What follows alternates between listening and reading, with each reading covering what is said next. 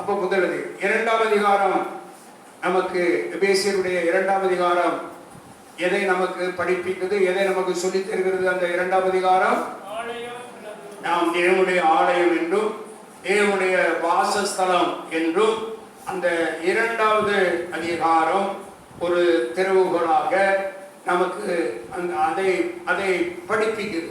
ஆலயம் அல்லது வாசஸ்தலம் என்பதை இந்த இரண்டாம் அதிகாரம் நமக்கு அது சொல்லித் தருகிறது, படிப்பிக்குது.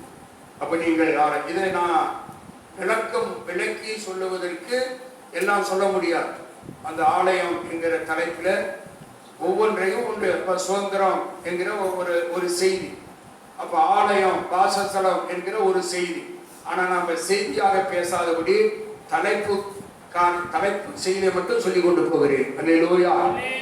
அப்ப மூன்றாவது அதிகாரம் நமக்கு எதை வெளிப்படுத்துகிறது அப்படி சொன்னால் சோத்திரம், அதாவது புதிய பழைய ஏற்பாட்டு சபையும் புதிய ஏற்பாட்டு சபையும் வானோர் பூதோளத்தோர் முழங்கால் யாவும் அவர் முன்பாக முடங்கி நாம் எல்லாரும் சோத்திர வானத்துக்கும் பூமிக்கும் முழு குடும்பத்துக்கும் இயேசு கிறிஸ்து நாமகாரணர். அப்ப நாம் ஒரே குடும்பம் சோத்திரம் என்று வெளிப்படுத்துகிறது. ஒரே குடும்பம். அப்ப நம்ம குடும்பம் அப்படின்னு மூன்றாம் அதிகாரம் என்ன செய்து வெளிப்படுது. அது சோத்திரம். அந்த மூன்றாம் அதிகாரம் 14வது வசனம் நம்ம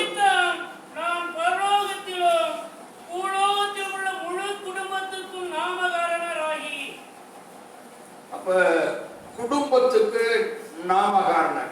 அந்த குடும்பம் முழு குடும்பம், அந்த குடும்பத்துக்கு இயேசு கிறிஸ்து தலையாய் இருக்கிறார்,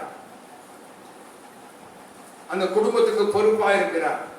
அப்ப தேவனுடைய பிள்ளைகள் நாம் பலராய் இருந்தாலும் பல விதத்திலே நாம் பிறந்து வளர்க்கப்பட்டிருந்தாலும் கிறிஸ்துவுக்குள்ளே நாம் வரும்போது ஒரு குடும்பமாக மாறுகிறோம். ஸ்தோத்திரம்.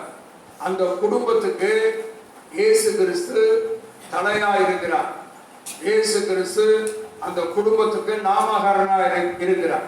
அப்போ ஒரு குடும்பம், அதுதான் பரலோக குடும்பம். அப்போ ஒரு குடும்பம் என்று சொல்லும்போது